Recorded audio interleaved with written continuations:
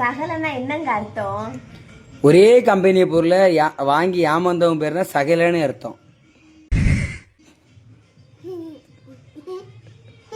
ஏன் புளிக்க ஒரு மாதிரி ஏன் மூஞ்சி மாறிட்டு டோட்டலா முதல்ல சிரிச்சிட்டு தானே இருந்த, அப்புறம் ஏமா உங்க அம்மாக்கு டோட்டலா மாறிட்டு சரிதான். நான் பேர் ஒன்றை கட்டின நானும் ஏமாந்துக்கிட்டேன், உங்க அக்காளை கட்டின எங்க அண்ணனும் ஏமாந்து போனான்.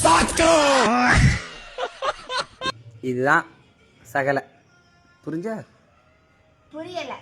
புரியலையா?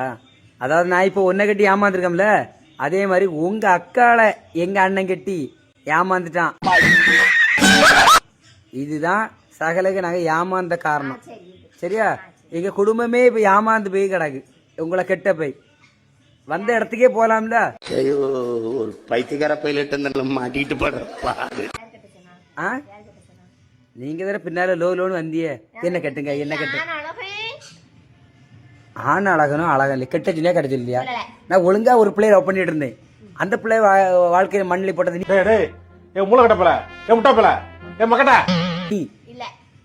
சும்மா இருந்த லவ் சொன்ன நீ. அந்த பிள்ளையா லவ் பண்ணிட்டு இருந்து என்ன சுத்திட்டே தெரிஞ்ச பின்னால, அதை கெடுத்தது நீ.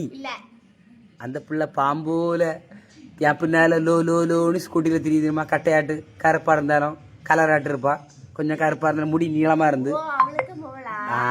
அவளே இதை கண்டுபிடிச்சா பின்னாலே தெரிஞ்சா. அவளை இல்லாம ஆக்குறது நீ. இப்ப இப்படி ஒண்ணு பெத்து வச்சிருக்கிறது நீ. இதுக்கு காரணம் நீ.